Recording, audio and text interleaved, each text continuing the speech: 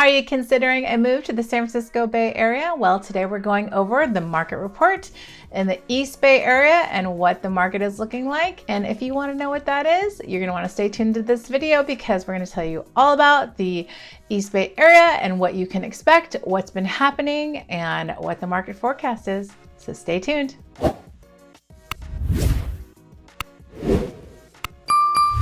Okay, let's get into this video. I got all of this data from Bay East Association of Realtors, and you can click the links down below and get the full entire video of the area, including the San Francisco. I'm just going to kind of go over Contra Costa, TriValley, and La Miranda in this particular area, which is kind of like the East Bay a little bit.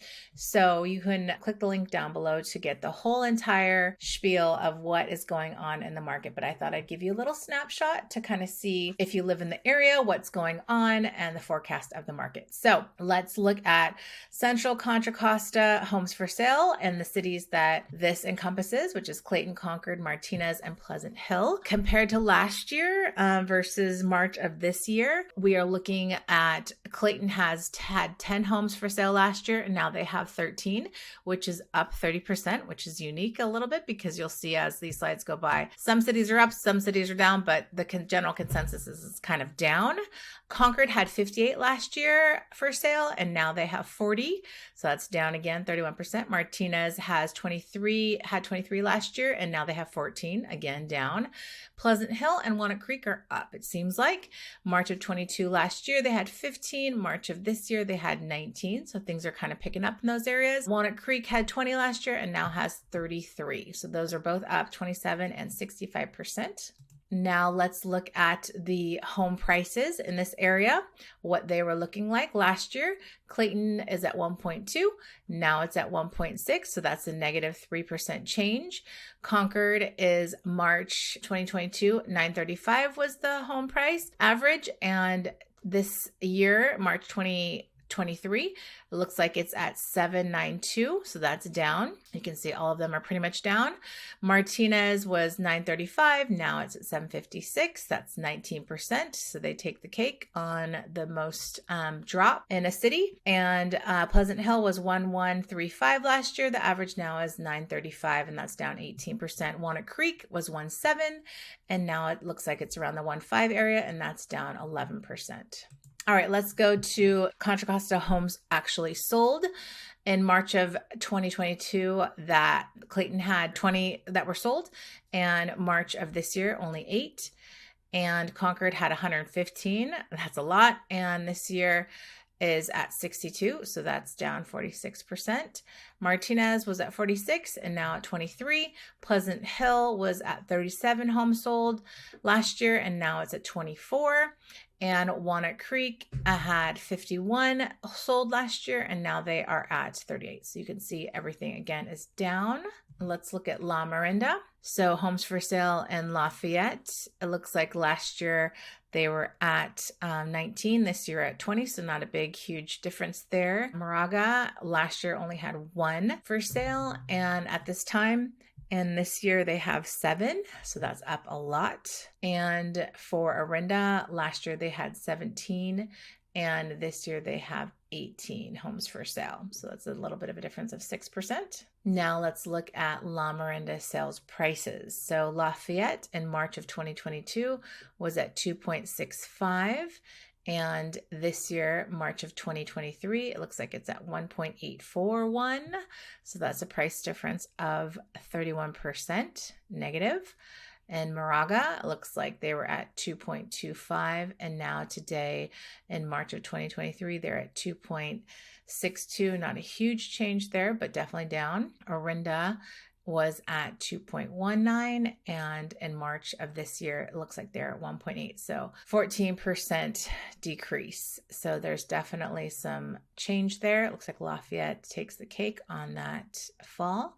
Let's go to the next slide. All right, let's take a look at the La Miranda homes sold in March of 2022. It looks like there was 30, and of March 2023, it looks like there are 11. So there's a price percentage change of 63%. In Moraga, it looks like home sold was last year in March 13, and now in this year is only 6. So that's down 54%. Orinda had 19, and now they are at 20 sold. So that's price differential of 5% up. So Orinda's looking better. All right, let's get into the Tri-Valley homes for sale. And these towns consist of Alamo, Danville, Dublin, Livermore, Pleasanton, and San Ramon. Looks like for sale Alamo last year was at 12 and now is at 20. So that's a difference of 67%. Danville last year was 38 and now they are at 57. So that's 50% differential right there. It's up. Dublin last year had 20. This year has 11. So that's down. Livermore was at 44 last year at this time and now is at 34. So that's a negative of 23%. Pleasanton of last year was at 27 homes for sale and now they're at 36 homes for sale. And San Ramon was at 18 last year this time and now is at 21. So they are both up, Pleasanton and San Ramon. Okay, let's look at the Tri-Valley sales prices. So in Alamo last year, the prices were on average 2.8 and this year they're at 2.4. That's a 15% decrease. Danville was at 2.392. Now they are at 2,015,000. That's a price differential of 16%. Dublin was 1.7, now is 1.4. Livermore was 1.3 and now is 1.2. Pleasanton is 2,050,000 and now it's at 1.855. And San Ramon was at 2.1 and now is at 1.855. So price differentials all in the range of down. Now let's go to the homes sold. Alamo of last year, 22 homes were sold, and of this year, March 2023, 13 were sold. Danville had 74 and now has 54. And Dublin had 43 and now has 32. Livermore had 98 and now has 47, and Pleasanton had 53 and now this year has 31, and San Ramon had 63 and now has 22. So you can see that everything is kind of trajectorying down, but there is definitely a demand in certain areas. So just know that it is starting to move, but we are not seeing huge slashings in prices. And as you can see from this presentation, there are some cities that are actually doing well. But in general, overall, the trajectory is down, give or take a significant amount or not so significant. It depends on the town. But if you have questions, just reach out to us and we can kind of give you more stats on a particular town if you have more interest in it and give you a general overall year to year. This is just basically March last year to March this year. So we can get more thorough if you have more questions. But honestly, the market is definitely trending down, but there are towns that are still having a lot of demand and there's not as much on the market as last year, as you can see. So there is always going to be somewhat of demand. You might not be getting top dollar, but you'll definitely be getting a good amount of money depending on when you bought it. So reach out if you have questions. We are happy to help and I hope you got some value and I look forward to seeing the next video. All right, so what do you think?